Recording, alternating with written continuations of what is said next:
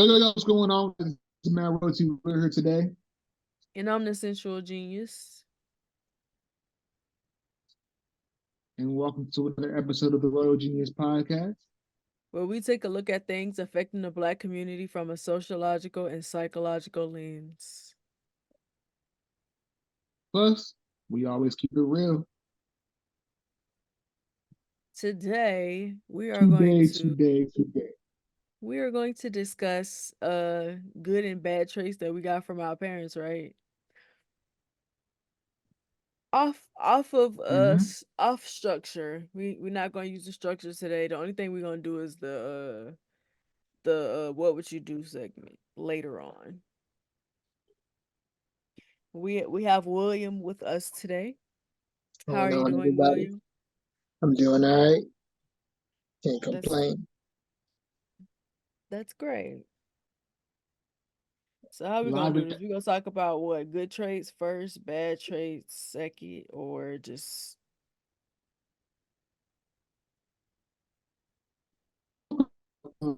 um, first off, what was our view of our parents overall growing up? our Like, view of our you parents? know, from the earliest memory that you have, yeah. How did you view them? Because people have different views of their parents. So we're there, and then we can go from good and then bad. When did you know Yeah. all that stuff too? Um, when it came to my parents, I kind of view my mama as like just she was just gonna get stuff done. Like I like we was gonna have food, we was gonna have our lights was gonna be on. She just was gonna get it done. Like she just worked hard. Both my mom and my dad are workaholics, so I definitely got that from them. They both work really hard. Even though I didn't grow up in a household with both of them in it, I still had a relationship with my dad. I still would go spend time with him. I would go spend summers with him and stuff like that. Not every summer, but whenever I wanted to. But like he wasn't like completely out of my life. They just wasn't together.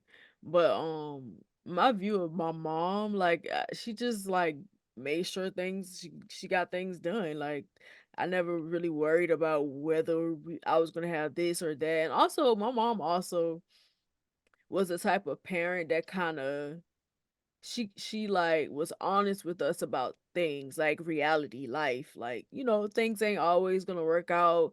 Sometimes you might have to make sacrifices to keep the things that you need versus getting what you want. And like because she kind of let us she because she was like that, and she kind of let us see how things were for real. We weren't those kids that like when Christmas came around and we couldn't get everything that we wanted, we weren't like mad or sad or whatever. It would be times where I would go to school and like my friends got everything and they bragging about everything that they got for Christmas, and it wouldn't bother me because I didn't I didn't feel the need to have what they had. So she kind of raised us in a way where we didn't look at what other people had and compared ourselves and compared our lives and all of those things, so we wasn't really missing nothing. So whenever we couldn't get everything we wanted, it didn't really affect us like that. And she kind of just raised us to like have our own minds. She didn't try to force us to think a certain type of way or whatever. So I just kind of she was doing her job. That's how I view her. I didn't put my mama on a pedestal. I didn't think that she was larger than life, if that makes sense. I didn't view her as this idol, this person that just was perfect or whatever. It wasn't nothing like that. She was human. Like me, her. I ain't gonna lie. A lot of the times I saw her as my equal and not somebody that was over me. But I didn't disrespect her, even though that's how I saw her. But because she allowed me to form my own thoughts and opinions about things, it kind of made me strong minded. She didn't really she wasn't really the type of parent that kind of steered us where she wanted us to go. She just gave us the room to figure life out on our own. And like anytime when we needed her, she would be there, but she wasn't forcing like her way of life or her way of thinking on us. all the time. So I viewed her as a parent. Like she just was there. She was the person that whenever I couldn't figure something out, I go to her. I wasn't 100% dependent on her. Of course I had to depend on her because I'm sick, so it's a lot of things that she had to do. But mama always was strong. She always got stuff done. She didn't wait for nobody to get stuff done. Whenever she wanted something done, she got it done. It wasn't no waiting for no man or whatever. And this is not because I feel like when women say this, a lot of men get offended because it's like, y'all too independent, like y'all hate that word, but I don't understand wanting somebody to be dependent on you to the point that they can't function without you. To me, that is toxic and it's unhealthy. I feel like to an extent, everybody should be independent, men and women. I shouldn't have to sit and wait for you to do certain things when I can get it done. If I'm able to get it done, it's different if I can't get it done. But if I'm able to get it done, why am I waiting? Like mama was that type of person. So that's how I am. I'm gonna get whatever I want done, and then if I want it done right, I'm gonna do it myself. So yeah, I feel like I'm independent, but I also am able to work with somebody in a relationship. But I just saw her as my equal, a person that I could.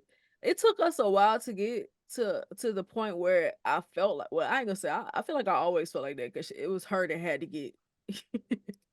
It was her that had to get acclimated, not me. But it took us a little while to get there. But I feel like I always felt like I could, just go to her and just talk freely, talk about whatever, like um because she kind of created that space for me to do that. Like I didn't feel like I was under somebody's control or I was under somebody's thumb or I had to be a certain type of way because my mama wanted me to be like that. She gave me the room to be me. So I didn't see her as this, like, I knew that what she had the last say. What my mama said go. I wasn't really the child that was challenging that a lot of the times. I would challenge her, but not in those ways, if that makes sense. So I didn't see her as the typical parental figure, the authoritarian figure. I think is what I'm thinking about. She was there Do, when I needed her, basically. do you feel like the the small efforts you and her contributed to that factor? Uh-huh. Do you feel like the fact that there wasn't a huge age difference between you and your mom contributed to that factor? The fact that she was young when she had me, I think so. Yeah. I think parents are a little older, it's harder to have that relationship, but we kind of grew up together. So to me, she was my equal. She was somebody that I grew up with. Like that might sound crazy to some people, but we did. We grew up together. We raised each other in a way. Like I taught her how to be a parent because she had me young, and I was that, like, I feel like the oldest child is usually not the challenging one, but I was. I challenged my mama at every turn, every corner. I questioned everything, and that's kind of how she taught me to be. Because I feel like sometimes parents will teach you to question things, but not when it comes to them. So it took us a while to get to the point where it was like, I'm questioning you now. Like now you gotta answer these questions too, because this is how you taught me to be. So now you gotta answer these questions too. And it took us a while for my mama to like accept that and be like, okay, I get it. You not really trying to challenge me, but you're challenging me at the same. You know what I'm trying to Right. say? It's two different ways of going about that. Like I wasn't trying to challenge her position. I was challenging her mindset. Like, why do you think like this? Why is it okay for you to think like Right. this? And why does how I think doesn't matter because I'm a child? That don't make sense to me. Like, so she had to kind of Right. Why is my opinion less than yours? exactly. So she had to kind of like, why do I feel like that? She was, questioning herself. I'm glad that my mama was like that, but because of that, I didn't see her as how most people see their parents. I saw her as my equal. And when it Mhm. came to my dad, I didn't really see my dad as a parent. I saw him because I felt like a lot. To me, it kind of felt like a lot of the times I was the parent in certain situations, and not saying that he was like childish or like he like I not saying that he was childish or whatever, but my dad was he would talk to me a lot about things that he had going on in his life, and like I felt like the parents like I'm like giving you advice about what you got going on in your situation. So it's like every time we talk, it's about his situation because like I'm a kid. What I'm talking about, what I got going on for real. But I could talk to my dad about anything too. Like I feel like with him, he we wasn't together 24/7. So sometimes some things that I say do come off as abrasive to him because he doesn't really know me the way that my mom knows me, and knows that a lot of the times when I say stuff I don't mean no harm. I don't feel like my dad gets offended by a lot of the things that I say, but I feel like it hits him like, cause it be true, like, that's a different way for me to think about things. I feel like with him, I feel like him and my mama were similar when it came to certain things, but when I would stay with my dad, it was more. I feel like it was more or less the same. Like the things that was required of me, the things that was expected was the same. Like I had to go to church every Sunday. I had to go to all of the church events, stuff like that. It was the same with my mom. Like it wasn't really different. I think the only difference was I never felt whenever I would be there, I never felt like I belonged in that family, if that makes sense. I never felt like this is where I'm supposed to be, if that makes sense. I never built that type of It relationship makes sense. with my dad's household. So it just kind of felt like I was there, It makes but complete I sense. but I didn't fit in with the family, if that makes sense. So I feel like that feeling kind of kept like this like division between us, um not necessarily like in a way where we just not necessarily in a way where it we couldn't connect or whatever, but it just was. I feel like our relationship was surface level. He didn't go through a lot of the things that my mom went through with me, so our relationship was kind of surface. So it kind of a lot of stuff stays on the surface. We didn't really get deep like that, and when we did, it was a lot of times about his issues, not necessarily mine. So I never really saw him as a parent. I saw him as the nigga that I go stay with on the summers. The The nigga you go stay with in the summer is nigga wild. I go stay with during the summer, like he my daddy. Like it was at first it was kind of weird because I never really saw my mom and my dad have a relationship, so it was weird. Like anytime they would be together, it would be awkward to me. Like y'all show, I used to be like yeah, they my parents for real. Like y'all show y'all my parents. If somebody just came, just dropped me off and was like, y'all, hey, you gotta take care of this little girl. I feel like that's how I used to feel. Like, did they make me together for real? That's It funny. don't it don't feel like that. But that was because I didn't see I didn't get to see them have a relationship because they split up when I before I was born. So like they were kids at the same time. Like they were kids and they split up when I was born. So I didn't really get to see them have a relationship. So what I did with her was separate. What I did with him was separate. So it was always separate. But I had a relationship with both of them. But it was just weird that I never saw them together. And I used to like, dang, did y'all actually date? But then I had to keep reminding myself they were children when they were dating. So Right, kids, I kids. right, I can't imagine having a relationship with somebody and having a baby breaking up. That relationship gonna be kind of awkward. I mean, some people are able to be best friends with their kids' parents or whatever, but I feel like with my mama is the type of woman that when she done with you ain't no relationship. And I'm the same way. I'm the same way, I ain't gonna lie. Like when we break We up finished, nigga. It's done. ain't no relationship. Like you could talk to your kids. She wouldn't keep us away from our dads. You could talk to your kids, but me and you ain't really got nothing to talk about. And so that's Right. kind of why I feel like it felt like that to me. So I never saw neither one of them as like, you know, parental figures. So,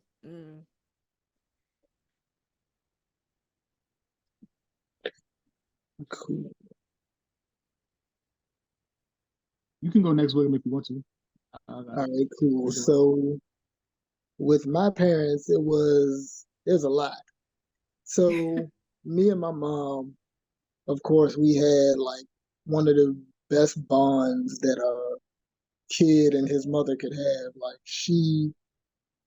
knew, sometimes she knew what I was thinking before I even said it. That's how close our bond was. I have a lot of culture because of my mom and my stepdad too. I got a lot to say about that.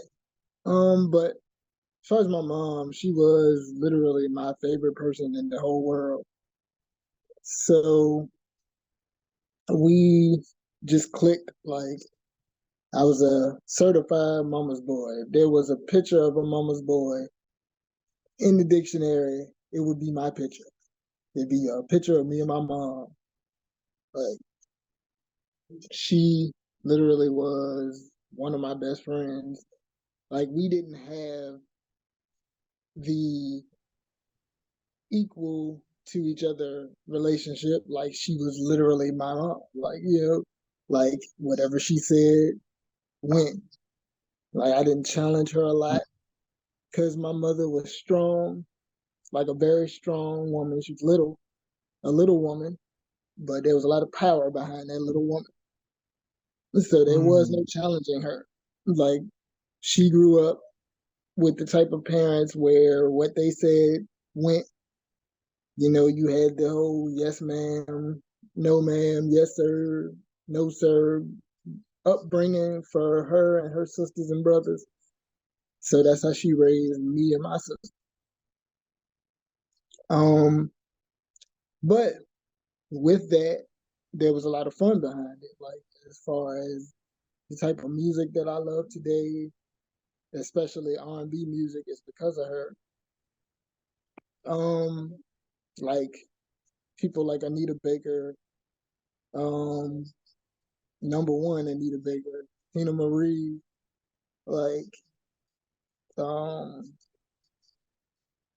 and then there's a lot of like the reason why I'm a horror fan is because of my mom. Like, she loved horror movies and she loved it so much to the point where she would laugh during a horror film. Like, horror films, Really? yeah, horror films did not scare my mom. She thought they were the funniest shit ever, and she would critique the protagonists and the people who were running from the killer. Like, what are you doing? Get the hell out of like that kind of stuff. Like, what are you doing? Don't go in there. Don't do that. Why would you do that? Like, so that's how I am when I'm watching horror movies. It was like there was a lot of fun stuff growing up for me. Like, there were hardships. Yeah, we went through stuff, but my mom taught us how to get over. Like how to make it through. Like, she always made a way. If she didn't have it, she made sure we did. You know, like, and you know, then when I was about one, I always say two, but my stepdad says one. When I was about one is when I met my stepdad for the first time, but they were just dating at the time. Like, and our first meeting was funny because I don't like for people to stare at me. So when he came over for their first date to pick her up, he was like, we were sitting in the kitchen. He was looking at me, but he wasn't saying anything. So me being the type of person I am, and this is at 1 or 2 years old, and this is how smart I was, I literally asked him out loud what the fuck he was staring at, just like that. Scared him to death. He was like, he called her into the room and was like, yo, your son just cussed me out. She was like, what'd you do to him? He was like, I ain't do nothing. I was just looking at him. She was like, well, that's the reason he cursed you out. He don't like it when people do that. don't stare at him like that. He won't talk to you like that. It's like, oh, okay. Well, oops, I didn't know. She was Lesson like, well, learned. Huh? I right. ain't know that. So from that point on, we kind of had like, a relationship. He knew what to do and what not to do. And he taught me a lot too, as far as music. Like, I would not know who Michael Jackson and Prince were if it wasn't for him. I would not be a wrestling Mm. fan without him. Like, he is the reason why I'm into that kind of stuff. I sleep with a fan till this day because of him. Like, that was something he always did, so I got used to it. It started to help me sleep. So now I can't sleep without a fan. Like, I can, but if I don't have to, I won't. You know what I'm saying? It's like that kind of Yeah. thing. Like, I know who Eminem is because of him, because he had Eminem's first album. So I have a lot to thank them for when it comes to my musical taste, like what I like in music. The first album, the first Dre album, or before that? So the Sign of the Times album was like my first Oh, introduction to Prince, cause and I meant Eminem though. The Eminem oh one was it Eminem, the Eminem what was it? Not the the Marshall Slim Mathers Shady LP? LP, the Slim Shady LP. Yes, he had the Yeah. cassette tape, and he played it like when I remember when My Name Is came out. He had the tape, and that's how I heard it for the first time. My stepdaddy influenced my musical taste too. My youngest brother's daddy, because I had a couple of them. Okay. No, I only had like, as far as father figures go, I had my stepdad. Then I had older cousins, older male cousins that were like father figures too. One of them in particular is the reason why I know who Bruce Lee is, because when he used to babysit me, he used to play those Bruce Lee movies to keep me quiet. So that's one of Mm, the reasons why fighting is like big to me, like as far as fighting games are concerned and just fighting movies, Yeah. like anything with martial arts, because of my cousin, like we would sit for hours and hours and hours just watching Bruce Lee. Like so, but yeah, like I have a lot of people that I'm cultured because of. Like I know Same. things mostly because of them, but especially my mom. Like when When it she came would to that type of stuff, my mama was not cultured. I got a lot of um, I got a lot of my culture from the male figures, and I had a lot of those. but see, that was where we were total opposites of. I had more females around me than males. Mm, Like I spent a lot of time with my aunts, that's good. so they also taught me a lot. Um, I learned things that I needed to know from the males in my family, stuff that I needed to really understand. Like Hmm. I certainly learned how not to treat women. I tell you that from most of the men in my family. Like Hmm. they didn't really teach me how to treat them, like the right way to treat them. They taught me exactly what I How wasn't not? going. Same as my male figures taught me what I shouldn't allow. The way that they To were right. treating women, I'm like, not me, couldn't be me. And it's funny because the male figures never said, "Don't ever do this to a woman." Like they never told me that. I just learned it from watching them. Watching them, yeah. That's how smart I was. It's like I'm not ever going to treat a woman like Same. this. Like, and to this day, I am a butterball when it comes to women. I'll do just about anything to make sure a woman is not upset with me. Because I really don't like it. Like, I don't like for any woman to be mad. And that's family, women outside of family, don't be mad. Just don't be upset. And if you are, how can we fix it? Please tell me how we can fix it right now. Because if a woman cries, then I'm just like, I'm down. Like I'm torn to pieces. Like, why are you crying? What is wrong? What happened? I would be ready to Oh, murder somebody over a female in my family. Any of them. and let's roll. Who we gotta kill? Yeah. Like what we gotta do, who we gotta beat down. Male figures in my life was definitely showing me how not to let men treat me. And they would be like, That's don't ever date no nigga like us. That's I wish crazy. my I wish my male figures did say don't ever be like me. I would never be like any of them. Like it's so many of them that's like bad when it comes to that kind of shit. Like I've met so many different women from one of my cousins. Like he had so many different women around me. I got Tell him in me trouble. about it.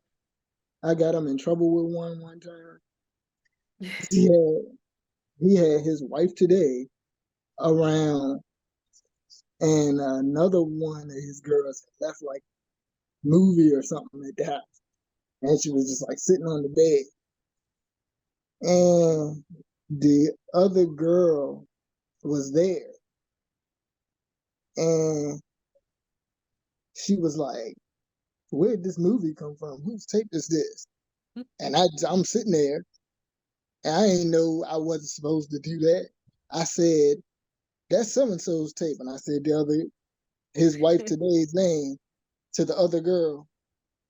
Now, mind you, he had promised this particular girl that was there that when he came back from Navy training, he would marry her. So when he did come back from Navy training, he reneged on marrying this girl and proposed Ooh, to his current wife today, and they are still together today. The girl's mom came to his mom's crib and was going off. He promised to marry my daughter when he got out of training, and then he just gonna up and change Now, his mind like that. What kind of now shit he is had that? the mama involved. Right. Like shit went down. Like a lot. I seen a lot of stuff that I probably shouldn't have seen as a child. Same, yeah. A same. lot of stuff. And it was mostly from men. I had aunts, but like it was just a couple of them. Like I got two aunts on my mama's side. I got two Okay. on my mama's side, two on my daddy's side, and I rarely used to be around them. Like I would do stuff for them, but they used to work a lot, so I used to be around my uncles more. So I saw a lot of Mm, stuff that I shouldn't have seen either. yeah. I mean, I've seen so much stuff. So much stuff has happened in my family that we literally could write a tell-all book, Same.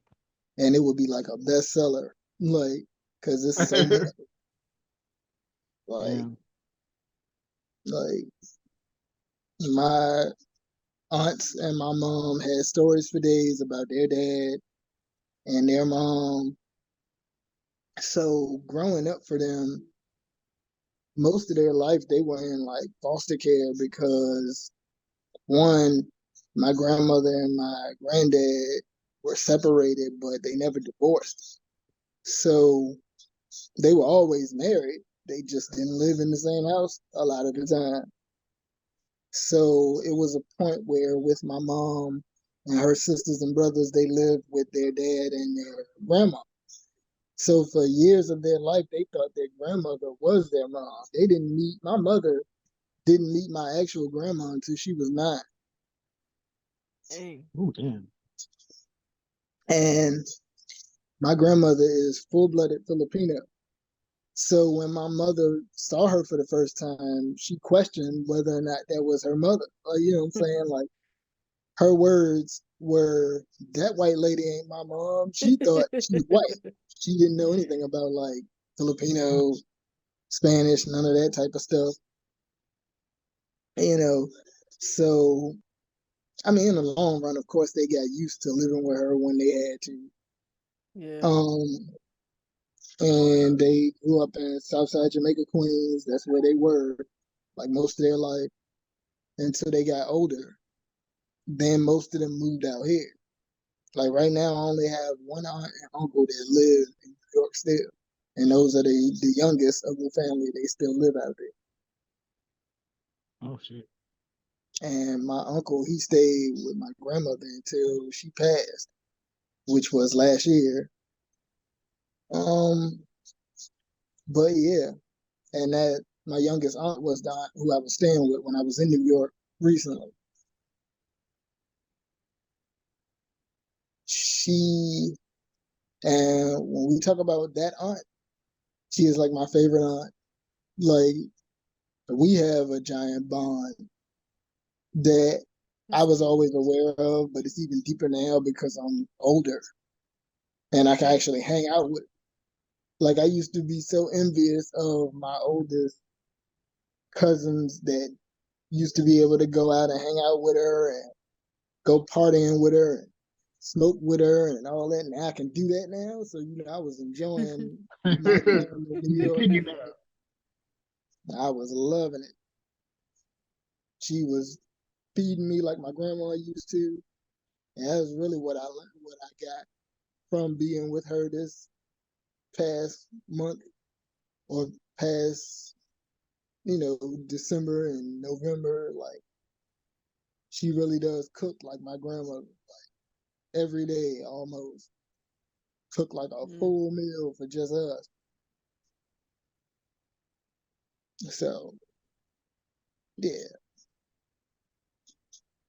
there's a lot more, but Royal has to go and I'll talk all night. So It's all good, bro. It's all good, bro.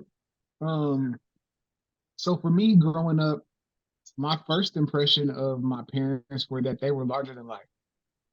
Like yes. they were very much so these figures, especially my dad because I didn't see him as much. He was always at work. So the parent that I had there was my mom. My mom was Mm. the one I would see more often than not. But then they were very strict. They ruled by fear a lot of the time. That's not to say Mm-hmm. that there weren't some good times, but when it came to you in trouble, you in trouble. Like Mm-hmm. the swift hand of justice was swift. So Yeah. any any any chance I got in trouble, I didn't see any flaws in them until I got way older. So in my eyes, that they were perfect. They didn't really tell us about financial troubles that they had. We weren't privy to any issues in their relationship. And so my view of a relationship was their relationship. And Mhm. so I didn't get to see much of their relationship as what they outside of what they showed us, which was loving, holding hands, kissing to make us feel weird or whatever, stuff like that. Mm-hmm. And a couple of times when I was younger, I remember an argument, but the thing was, it didn't register to me that that was an argument. Like I remember we were driving from Texas. I was 10. We were driving home from Texas, and I lived in California, so it was like a 20-something hour trip. Most of the trip, my mom was not talking to my dad, so she was giving him the silent treatment. Mm-hmm. Mhm. I didn't realize at the time that that was an argument. I didn't know what my dad had done, to piss her off, but it wasn't cool in the car. And the funny part was them interacting with us separately, although they weren't talking to each other. Mm-hmm. So what you want out the stove? What you want out the stove? Oh, who going in the stove? And then they would look at each other. Okay, like so, I guess my mom would give my dad the nod, like you go and put up the gas. I'm going here getting food, but I'm still not talking to you. The only time I remember an argument that I probably heard and I still didn't register me what it was I remember them hearing them yelling in the room, and it was like literally the yelling probably lasted 30 seconds, if that. Like it was like then I heard somebody like it sounded somebody punched the wall real hard, and then my dad left out the house and didn't come back for like a couple hours till late that night. That was it. So when it came to viewing a relationship, I didn't know. I thought, this is just marriage. This is my only view of a relationship because my aunts and uncles, I wasn't around them enough to soak in what they were doing as far as relationships were going on. Sometimes my aunt was with this guy, sometimes they weren't, but it was always they were very big on respect with us. So whoever my only had one aunt that was like not married, and so who the her boyfriend or at the time he was either uncle or Mister or Mister whatever. We always had to be respectful of him, and that was that. You know, Uncle Melvin or Mr. Earl. That's who it is. Completely opposite of my life. So, and I told you guys before I grew up in church, so that was a big part of it. So I view them as these, Christian figures who were beyond reproach a lot of the time. My view didn't start to change until like I got to be a grown, really grown. But growing up, it was like these are, you know, my parents, my mom put me on a lot of music. My dad was much more of the gospel. Both of them like gospel, but when I was in the car with my mom, she was, R&B, Mary J. Blige, Anita Baker, all of that stuff. She put me on to a lot of R&B stuff, like Blackstreet. And actually, that was kind of my foray into hip hop a little bit because, Mary J. Blige and Blackstreet was collaborating with hip hop artists. Mm-hmm. And so, although my mom wasn't really listening to hip hop, I was just like, who is this person that was rapping on this song? And so I started looking them up. That was my aunt actually who kind of put me more onto the hip hop.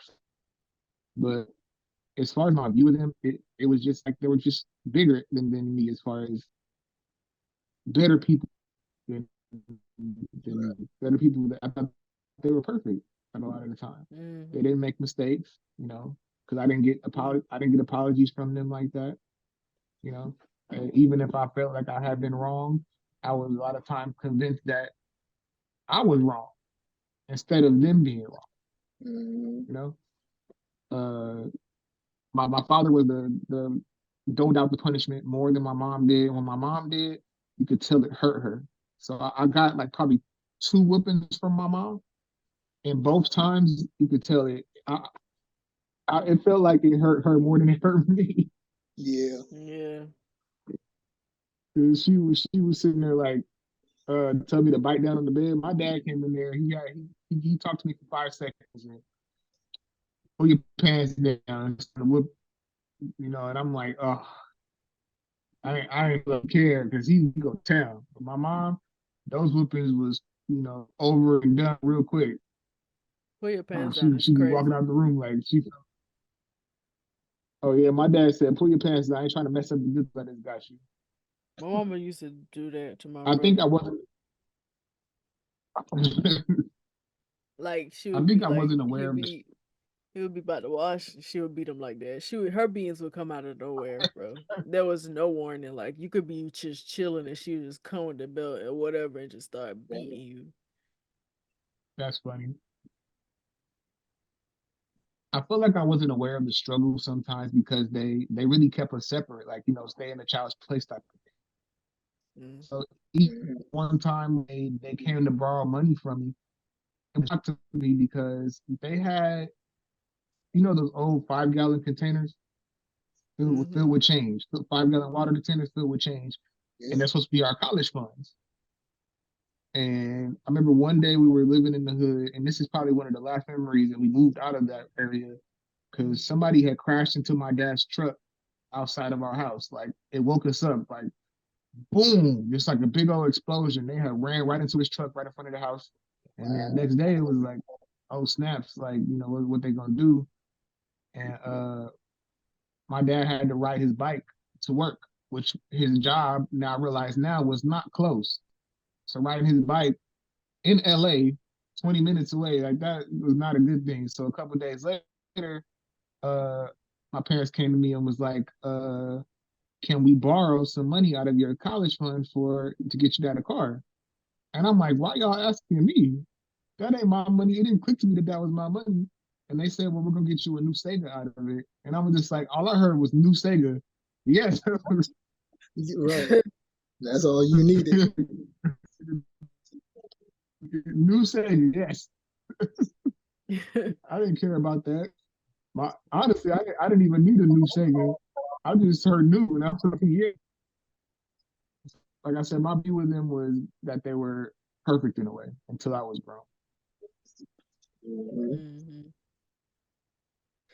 Yeah, my family was different, so I ain't saw nobody as perfect. Like my family was, I was exposed to everything. I think a lot of times people be feeling like coming from those families where it's like all put together is better, but I feel like a lot of times it don't prepare you for life because you see perfection. You don't really see a lot of things. So when you're put in certain situations when you are away from your family, it's hard. It's hard to get through those situations, but all I saw was hard. All I saw was the struggle, like all of the things that they had to go through, a lot of the things that they would put themselves in. And there's a lot of things that I just didn't understand. I would watch them and I'll be like, I don't understand why y'all live like that. Why y'all doing this? It's so many of y'all that live in this one house.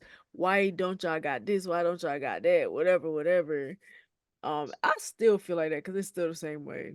But But like, yeah, we was I was exposed to a lot of things. I feel like it made me hyper aware in a way, I guess, depending on how you perceive things, it seemed like a bad thing or whatever, but I feel like it prepared me for a lot of things. Like even though I was a kid or I'm somebody that is usually in a house or whatever, and if I'm in the streets, ain't no tricking me.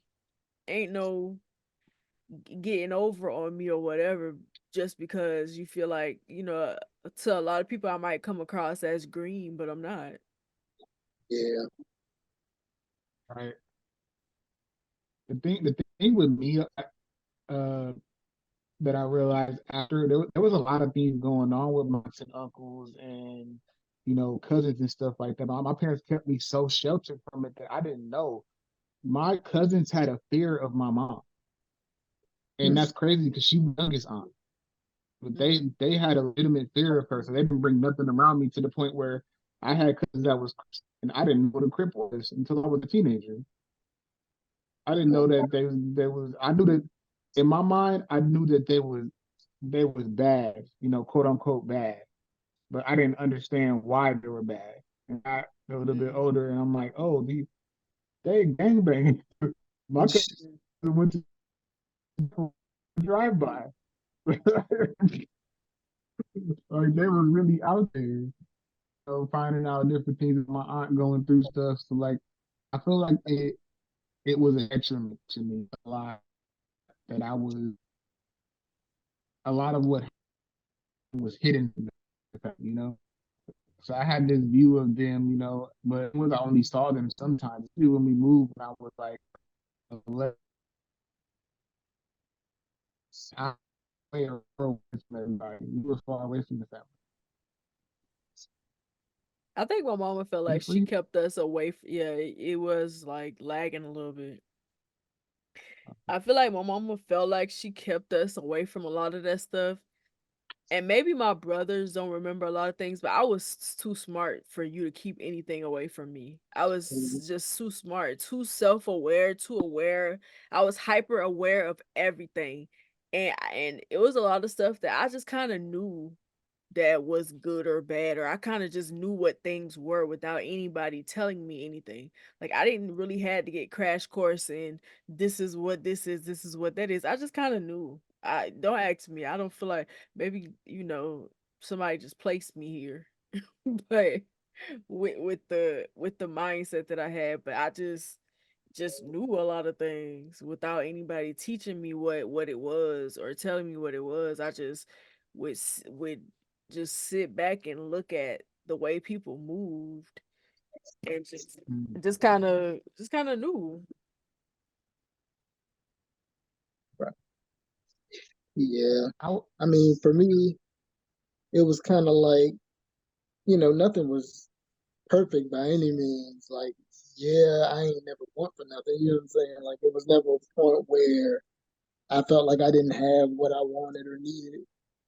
Like, Mhm. yeah, I seen struggle, but as a kid, as a little kid, I didn't even know what Yeah. struggle was. Like, cause I lived with one of my aunts who was like my second mom, and she was always good with money. So she had a big crib, like a really big house that we used to live in back in the day. Like we didn't want for nothing when it came to living with her. And of course, my mom, worked as well. So, they kind of made stuff work together. You know what I'm saying? Like, Mm-hmm. and my stepdad was there too. Like, he was living with us too. So, most of these people that are like some of my favorite people in the world were around me my whole life. Like, there was never a time where they weren't there. Like, my stepdad was definitely not a perfect dude. Like, he had his moments where he was a straight up asshole. Like, to the point where, I got to a point where I would stay, like, in my later life, like, I would stay in my room to avoid him. He never did anything to me. He was such an asshole to my mom. I know what Like, you mean. I know what you I would mean. just sit in my room just to avoid him. And now I've gotten to the point where I'm just always in the room now in general because of that. It became a habit now. Like, I'm not doing it at this point. I'm not doing it because I'm uncomfortable. I'm just doing it because I got used to doing Mm. it. And I guess, a lot of times my sister probably didn't understand. Like, she questioned it at one time. She asked me, did I feel like was uncomfortable in the house because I'm always in my room? I'm like, no, it was just something I got used to doing. Like, Right. I love my surroundings. I love this house we live in, my family life. Right now, I probably have the best living situation I've ever had in my entire life, living with my sister. You know, like, I'm able to do what I want when I want, as That's long as good. she knows, what's going on. It's cool. Just give her a heads up, straight. Like, so, I mean, I can honestly say I had way more good times than bad, but when the times were bad, they were pretty bad. They were And bad. Yeah. Same with me. like, it got to a point living with my mom and stepdad where, like, our lights would, whenever the lights or something would get cut off, I honestly got used to it happening, and I knew what was happening before it even came up. Mm-hmm. Like, you will hear, and when your power goes out, you can hear everything.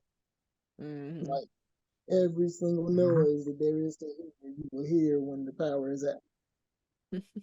And it got to a Mm-hmm. point where I used to, if the power went out, I would look out the window to make sure whether or not it was just ours or if it was the whole neighborhood. Mm-hmm. Like, you know what I'm saying? So that was pretty bad. Like, I used to hate that. But when those things happened, I always had somewhere to go. Because, like I said, I got a lot of aunts and uncles. So I could just go to one of their houses. Then when she got right again, come back home. It's good to have family like that. I feel like it should be like that. Period. Like whenever Yeah, you fall on hard times, you got family to fall back on. yep. And also, one of the reasons why I could do that was because my house was the house that everyone came to. So, Mm. like, all of the nieces and nephews would be hanging out at my house. When we had, when stuff was good, everybody was always over there at my house. So that's the reason why it was so easy for me to just go to their house when ours wasn't where it should be at, for us at the time. So, and that's kind of a way I escaped a lot of the bad stuff that would go on by being Mm-hmm. able to go somewhere else. Yeah. So, I mean, I yeah, yeah, go ahead, Royal. I was gonna say I can relate to the isolation, but mine was different. I felt I isolated because I was very much like I felt like I was becoming the black sheep, and I thought I, And so like growing up, like I was like I said, we were a Christian family and everything. I was so the dare kid, like no, just say no to anything and everything. I'm not doing nothing that y'all talking about. Like let's go do this. No, for the longest time. No. And so, but I was still getting in trouble. So I'm like, what am I doing that's so bad? I'm getting in trouble at school, but I'm not really acting out. I'm questioning teachers. I'm questioning lesson plans sometimes. I am talking in class, but I'm not really feeling like I'm being educated. And so at a Mm. certain point, I started to isolate and just sit in my room. Like, and that would be a lot of my pastime. I didn't have any family to go to because they were so far away. And so I used to crave that family time. Like we had family that would come over for special events like New Year's. And New Year, we had a New Year's Eve party every year.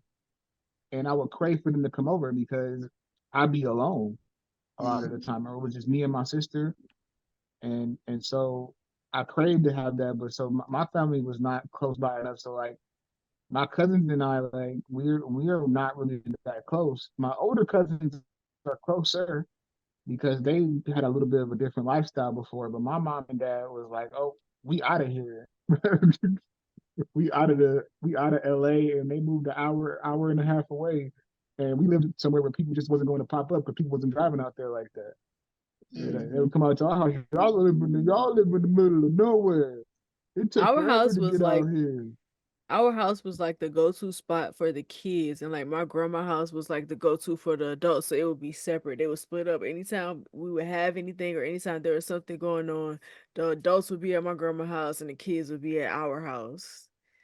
So like it was go-to as well. Like my mama was very much more uh open to family like coming over. Now it's like don't come to my house, but back then like it, it was our house was a lot more open than it is now. Um, but yeah, we had the little hangout spot too. I just kind of feel like when it came to me isolating, I was just introverted. I was quiet.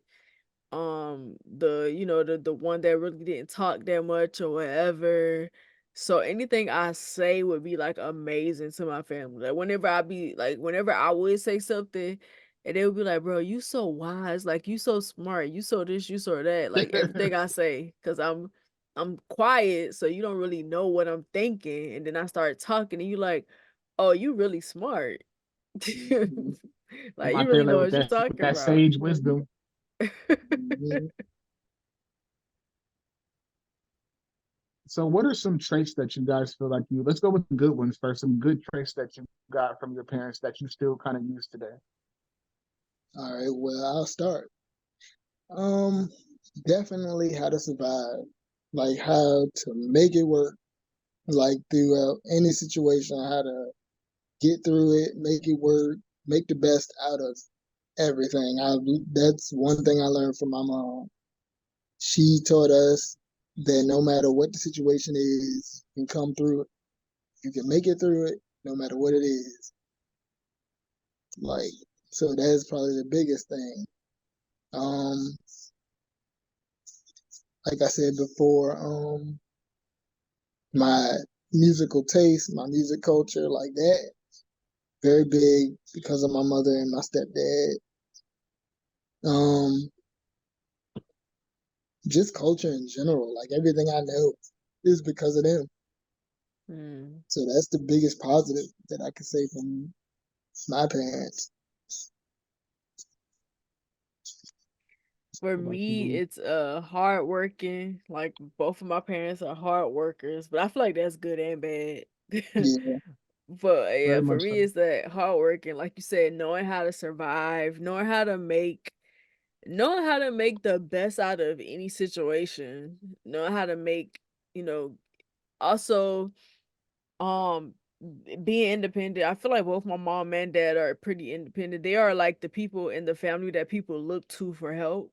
And Mm-hmm. I am also the same. It's also the same with me.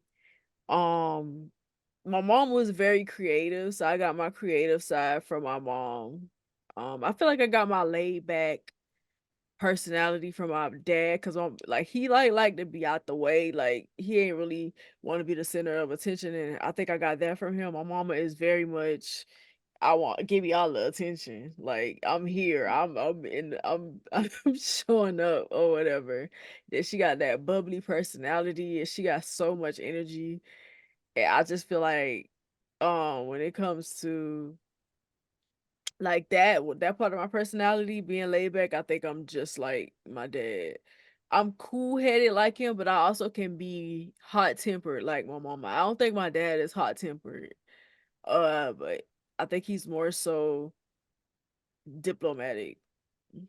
Like he gon' he ain't gonna it'll be hard for you to make him mad, and I feel like it's hard for me to get there too, but but when I get there, it's like, oh yeah, I, you mad. I understand that. but but yeah, I feel like I'm creative like my mom. I work hard like both of them. Um, I'm kind. I'm kind hearted, compassionate like both of them, empathetic like both. Um,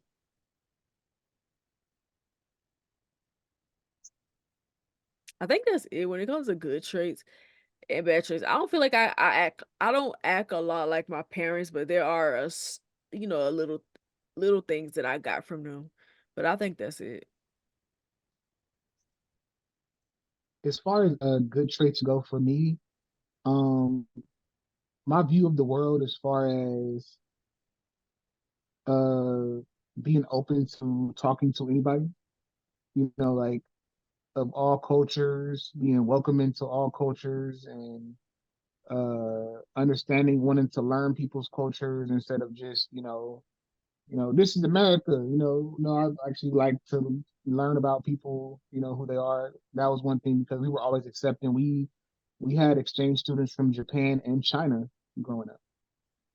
Mm, Um, Also from my mom, the leadership that she had. Like my mom was a go-getter and didn't even realize it because she was by the time she retired from her job, she was a in a position that you were supposed to have a master's degree to be in, and she only had her high school diploma. Mhm. yeah, my mama was the So same way.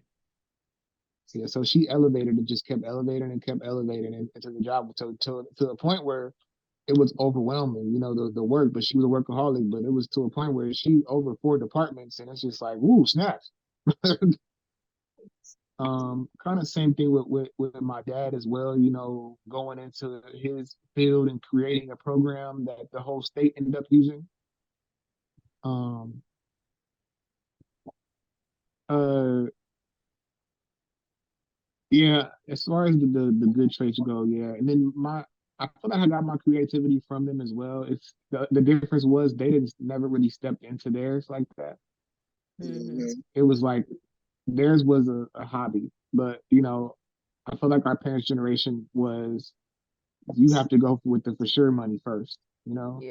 You Yeah, can't, that's not a for real sure. job type of thing. So that was their mindset. But both of them sang, we were always in the choir. And I found out when I was younger, which was a funny way I found out. This is a funny story. Uh, I know you guys remember the old cassette tape drawers like that you had like you know what I'm talking about, right? I Boonie? do. Yep. Like the Not right VHS way. drawer, and then the cassette tape drawers. You can pull it out and be a whole bunch of tapes. So I was going through them when I was younger one time, and it was one of them, and I pulled it out and I put it in, and it was my dad singing to my mom. It's like an Yeah, anniversary song, that's cool. and I thought it was so funny though. So I kept it in there, and I pressed play when my dad walked in there. I Mhm. was I was like, Dad, what was this? It was like, oh, like 90s technology. And, you could tell he was singing over something, probably recorded in the mall. It was like, it was like, oh, anniversary, baby. Nah, that's dope. So, yeah, so I'm like, y'all had all of this creative stuff. My mom was sewing. She was great at making stuff, like designing our house and stuff. So I got that from them. It's just I willing to take it to a different level than they were. My mom's no bullshit attitude. I'm gonna call you Mm-hmm. out. I see something. I'm gonna say something. Nah, something ain't right. Something ain't right. Like if I see something in public, I'm gonna say something. Like I'm gonna call you out. Family, friends, I don't care who it is. My Mm-hmm. mom was big on that. Didn't matter who it was, big sister, my grandma even. Mom was calling you out. So that was the good things that I feel like I got from both of them. What about the bad traits from y'all? I'll start with that too. So, um, one of the only bad traits that I can say that I got from my mom, and I don't, it might not even just be from her. I think it's just like a family thing. Like, we are super hot tempered people. Mm. Like, we're all different, as far as zodiac signs. Like, I'm a Libra. A lot of people in my family are Virgos, you know. But that doesn't really have a lot to do with it. It's just we are knock you out first, ask questions later type people. So that's like really bad, but and with me, you can see it when I do certain things, like especially when I'm playing a video game. If you ever watch me play a game and I'm not successful at what I'm playing, the anger will come out. You'll see it. Like You going sound back like my to little like, brother. yeah, going back to like PlayStation 1 and 2, I had so many broken PS2 controllers from spazzing out and slamming the controller against the floor or throwing it somewhere. I would never do that now. Because for one, I'm paying for the shit now. So different. I gotta buy it if I fuck it up. You know what I'm saying? So I'm not about to do that. Now if I get mad while I'm playing the game, I just cut it off. Give myself a little time to breathe and then go back to it. But when I was a kid, talking like 10, 8 years old, I was breaking shit. Like if I was mad, I'm breaking it. That's how mad I am. Then I'd be even more mad because I done broke the shit and can't play with it. Uh-huh. But yeah, I would say my hot temper. Because for the most part, I'm a very sweet person until, like Boonie said, you get me to that point. My mother was that person.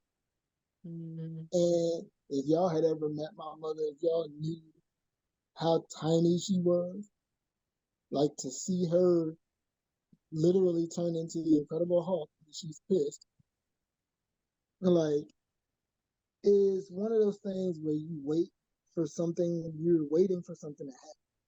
But then when it does happen, it's like, oh shit, I didn't know it was like that. Like, that's how my mother was. That's how I am. Like, fortunately, y'all get to see the fun part of me. Like, y'all see that more. Y'all don't even when Curator was getting on my nerves, I didn't let the hot part come out because I could have. That day when he was like on me about the whole gay shit, sucking the dick and all that, the hot I, temper was there. Like I I was dang there. sure did let mine come out, but I I didn't. I just wasn't gonna bring it there because I knew once it came out, like it was gonna be like, oh shit, this nigga is pissed. So, but yeah, I didn't. You know, I I'm better now. I'll say I'm way better with it. Like I would not spaz out and swing on somebody like I did when I was a kid. As a that's kid, good. I did not give a damn. I would, especially having like a wheelchair. Like this wheelchair is a weapon, and a lot of people, when I was a kid, found out that it was a weapon. As I would snatch a footrest off this chair faster than I could put that shit on to hit somebody with it. And That's funny. I learned that from my mother too, because she always told me you are more vulnerable to harm than most people because you are in a wheelchair. You have to go to the extreme to, Same. protect yourself. Sometimes you're gonna have to use that wheelchair as a weapon. And I did. I took heed. She taught you the right thing. Yep. She was like, you do not, whatever you do, if you're gonna fight, you do not fight fair. You use whatever resource you have to knock them on their ass, whoever it is. She was like, I don't give a damn who it is, because if they man enough to hit you, you can hit them, they can get a hit back. And she was like, I don't give a damn if it's a girl. If a girl hits you, you hit her ass back.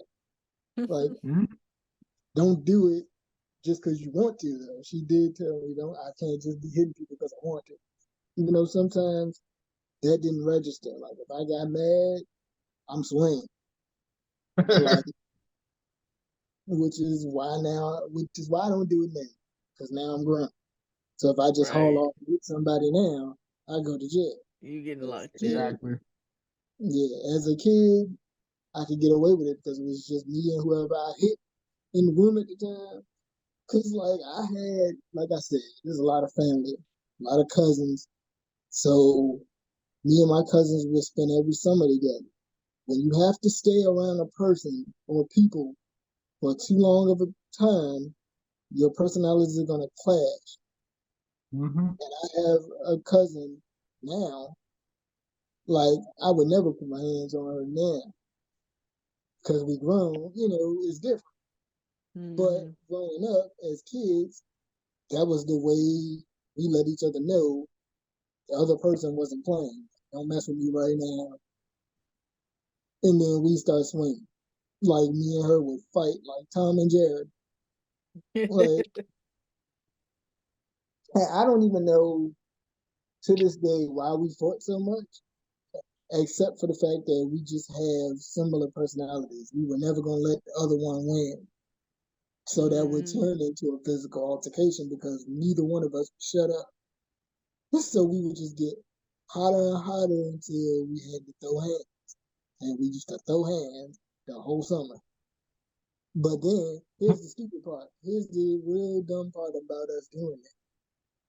When it was time for her to go back to New York, me and her crying like two babies because she got to leave. And my mom, her mom, everybody around us, like, y'all beat each other up the whole summer. Now she leaving and y'all upset. Y'all don't want each other to part ways now. It's like, it's different. It's like, I love her. I don't want her to go. She's like, I don't want to leave. But we beat each other up the whole damn summer. But she did learn how to fight because of me. Now nobody can fuck with her. She'll bust somebody ass because I taught her how to throw her hand. You know what I'm saying? So, but yeah. So yeah, just my hot temper. That's it, really. Which is good. I'm glad that I don't really have to go to bed. Mama, if I'm being honest, my mama and daddy don't really have a whole lot of bad traits. I feel like I got more bad traits than they do. Um, uh, the hot temper thing is definitely one of them. My dad doesn't have a hot temper. My mom does. I feel like my dad is definitely more civilized than my mama. Okay. For sure. Like he's more nice, he's more kind, more compassionate, whatever. But I feel like both of them are like the same in that way, but I feel like he don't got I've never seen him like pop out. It was one time where I had went to stay with him during the summer and one of his wife sister's kids had hit me and I got up to fight her. It was a kid. Like I had no business getting mad to that point that, they had to hold me back so I wouldn't fight her. But she slapped me and I got mad. I got up to fight. And I was a angry crier back then. So whenever I got mad, I would cry. So in her mind, she made me cry, but really they saved you from getting beat up He was or mad. whatever because my stepsister and one of my cousins on that side was holding me back and then he came and beat her. That was the only time I ever saw him beat somebody or anything like that. Um Because if I get mad to that point, you had to make you like you really had to push me to get there. And when I get to that point, I don't care who you are. Like she was a whole 10 years younger than me. And I was about to light her up, but my stepsister, cousin, they held me back from hitting her because I was going, yeah. But that's the only time I ever seen him like hit anybody when he had beat her for doing that. But my mama will hit you quick. She'll fight quick. But that's the whole her side of the family like that. Like they fight each other. They're just some fighting people. And we got that from our both granddaddy, our great granddaddy and our great grandma. They both are like that. Both some hell raisers. Both will pull a pistol out and shoot you. Like, Oh and shit. I feel like we got that type of temperament from them. So all of us are like that. We all got that in us. But I feel like when it comes to like bad traits, like I said, I feel like I got more bad traits than my parents, but I don't think I got a whole lot of bad traits. Do I got some? Yeah. But not like nothing extreme, nothing that's off putting or nothing like that. But my temper, I feel like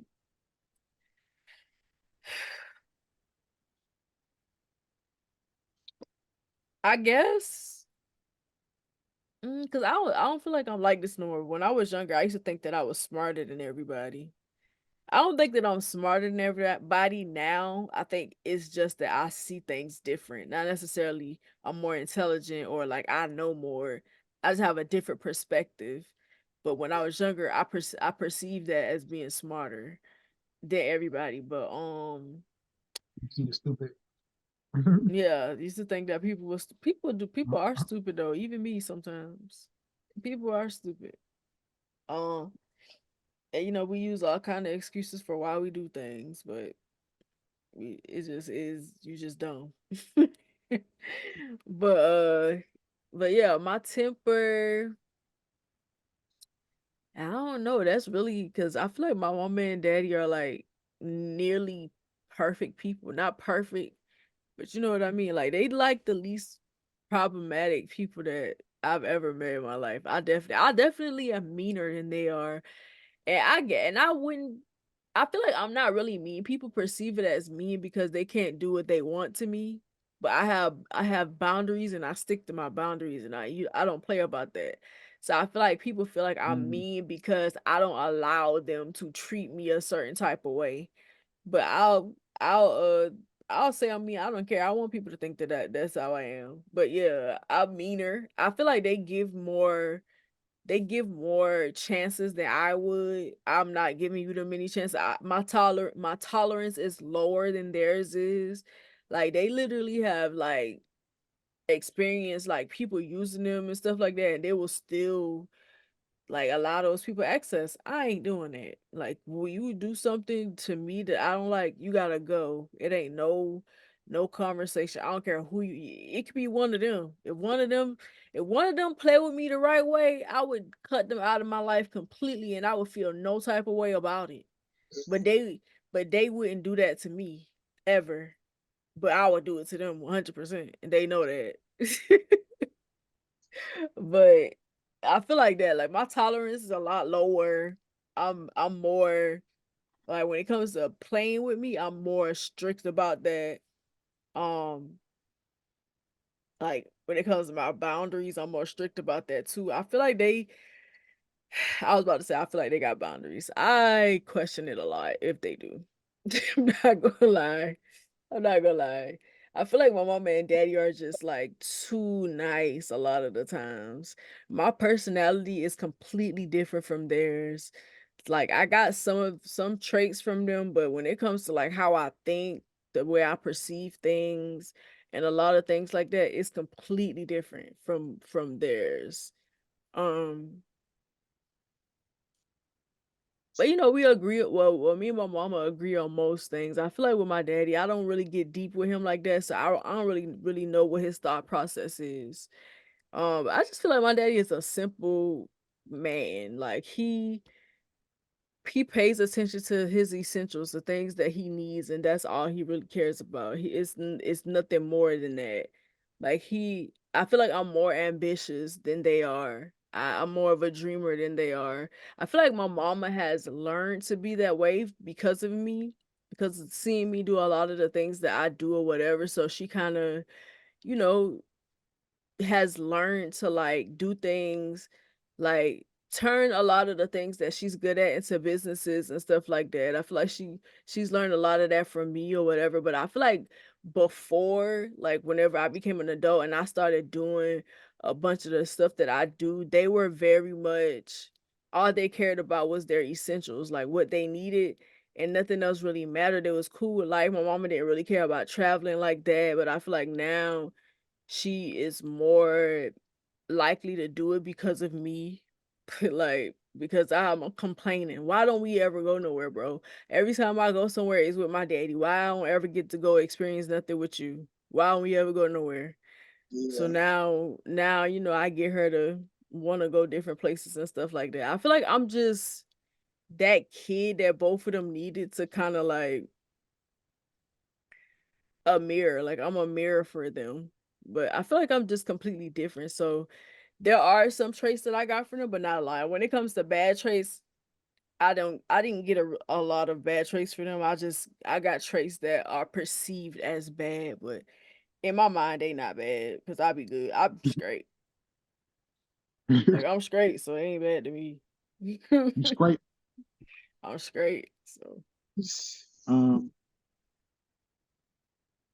for me, some of the bad traits are tied in with anger, and it's both sides of the coin, if that makes sense. So from my dad, I got the passive aggressiveness, mm, and I noticed, and I really came to the realization this year that I would do stuff, in order not to cause a conflict, but it would still cause a conflict, if that makes sense. Because mhm, I'm being passive aggressive rather than just saying exactly how I feel, you know, because well, mhm, I would say how I felt, but after a while, if I feel like it's falling on deaf ears, instead of exiting the situation and or creating a boundary, I would get passive aggressive. So I'm doing things that are needling at somebody, not purposely though, but it's just this is my get back in my you doing it purposely. Mhm. head. It 100% purposely. But on the flip side of that, I have my mom, which was fiery anger, which is like y'all, I'm 0 to 10 real quick, and it didn't come out much. But when I get to that blackout point, it's fuck everybody. Like I'm swinging before I know it, and it's just like, oh shit, what did I do? And the only thing that stopped that for a while was my mom in my head. I was playing with her, and she would tell me, "You hit hard. You hit way too hard." And so in my head, it would register, okay, I don't want to hurt people, but Mm. I don't like, so like in my head, I don't like hurting people. So to get me to that point to where I forgot that she said that, then you had to really have made me mad because I'm thinking I don't want to hurt you, so I would just like walk away or not, you know, not engage with people. People think, oh, you being a punk, you scared to fight. It's just like, no, I don't want to hurt you. Like I don't want to hurt you. So I guess I want that's to part hurt of. you, and I want to act like I ain't did nothing. that's me too. Where I you want to been? I do ain't did nothing. I want to do bodily harm, but I don't want nobody to know I did it. Act like I ain't did nothing. As far as that's what the anger. The other negative traits I guess I got from them is not really thinking for myself, because they were both raised in the church, and they had that, we got to walk this fine line, because and some of it is not just the church, it's the, excuse me, growing up black. We Yeah. have to walk this tightrope type of thing. We can't really veer off this path, you know. So we gotta be respectful to this person. We gotta do this instead of. It took me a while to break free of some of it, where I'm like, I can think for myself. It's okay to speak up in certain situations. It's not Yep. Mhm. disrespectful to go against authority, especially if the authority is wrong. Right. Yeah. And so I think that's another bad thing that I got from them. But I'm still in the process of unlearning and relearning. But it was that way for a long time. Uh, I guess one more negative thing, but I never really. I'm thankful I didn't get it, was the addictive personality from my mom, Mhm. and I felt that Mhm. I still don't know for sure if I have it, but I am so careful when it comes to things. You don't got no addictive personality.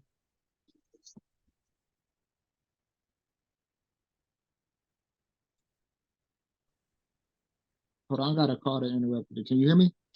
Oh yeah, I get you. Now Yeah, I'm about to say what happened. yeah, me too. I was like, wait, what happened?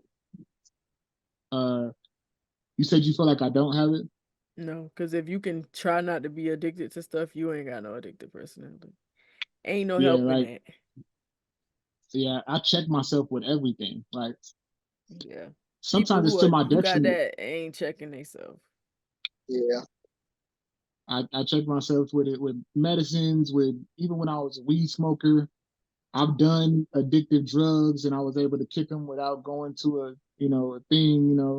But I'm just like, I'm addicted to, even when it came to me smoking cigarettes, everybody was like, you just quit cold turkey? Was it hard for you? I was just like, no. I just asked myself a question. Why am I doing this? It was just literally that was it. It was just like, why am I smoking cigarettes? I Mhm. And I also started feel asking like my, you're judgmental to yourself too, so that kind of keeps you like Yeah. not doing certain things. I feel like you judge yourself real hard. oh, Mhm. definitely, 100%. I judge myself before somebody else had a chance to judge me. Yeah. Yeah. So that was I guess it's a bad thing that I judge myself because of that. And one Yeah. other trait is low self-esteem, and that was from my mom. I had that low self-esteem trait, and that's also something I've been trying to break myself. But like I said before, I didn't get the complete picture of my parents until I was grown. Mhm. I think that's So most of us. yeah, so and it happened in my 30s when I really got the complete view of them, because for so long I like when I first met you, I told you like I thought I was the problem for so long. I thought I was the reason why I got kicked out. I thought they were all right. There was some Facebook posts where I told my cousin like, yeah, if I wasn't bad, I wouldn't have kicked out. Instead of maybe I shouldn't have been kicked out. I shouldn't have been kicked Yeah. out. Right. Bro, you weren't bad, bro. Bad was my brother. The stuff that you said you did as a kid was normal kid stuff. My brother was bad. My mama would have never kicked him out. Ever. And I realized that now. Like I thought I was the baddest kid and everything until and then when I hit my 30s and start analyzing stuff and start seeing stuff that they were doing, like my mom being an addict, it didn't click to me that she was an addict until I was in my 30s.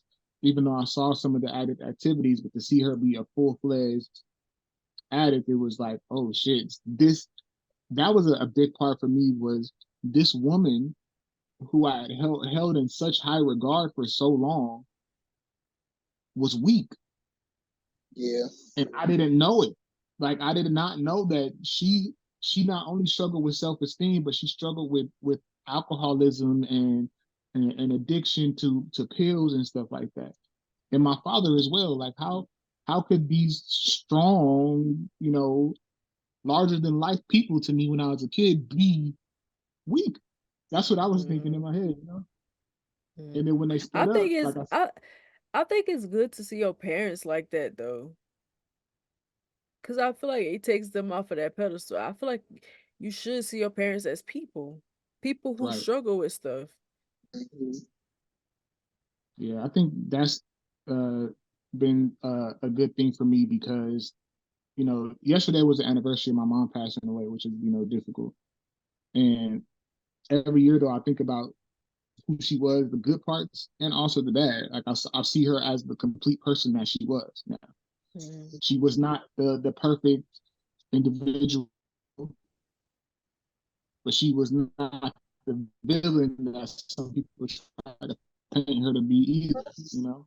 Because she mm, had the good things. She was the person that would. That's why I also earlier, which is my mom is very giving. I'm more giving with my time. You know, she was very giving financially. If she had anything, you could stay with her, whatever. Like people, a lot of people in the family and outside of the family, you know, friends and stuff will use her. You know, Mm. oh, you could come stay over her house. You know, or you can come over there and get money from her. Or she'll help you do this, and you know, like um, she helped me get my couches in my house, and I asked her not to. Mm-hmm. Hmm. She was that kind of mom. My I'm gonna mama send you was money like because I that know with you her need it, even family though you're too. not. Until she realized they was using her, then she was like, "Yeah, I can't do that no more because they don't really care about. I can let them use my stuff and then they'll tear it up and then I got to get it fixed." Right. Right, which is messed up. Right. But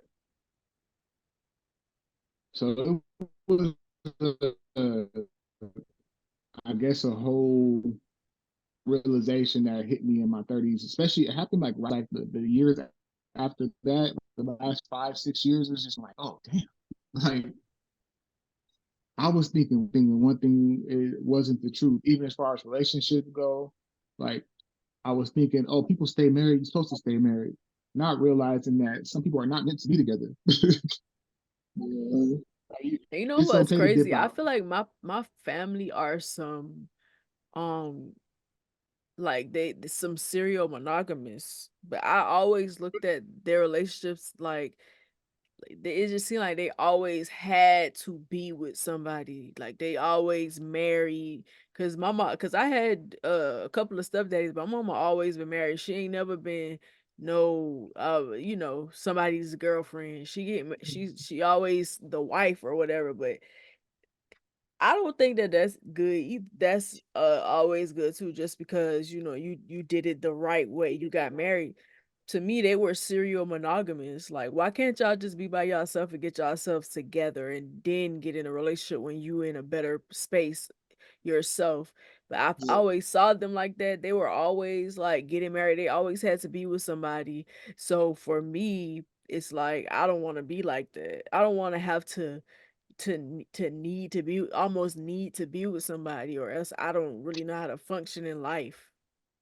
And I didn't want to be like that. I used to watch them, you know, jumping from relationship to relationship and like, yeah, I don't want to be like that.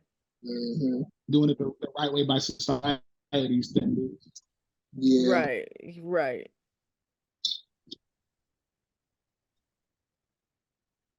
Hmm. But Like you said, but William, my uncles used to be with a bunch of women, so I saw them be with a lot of different like people. Yeah.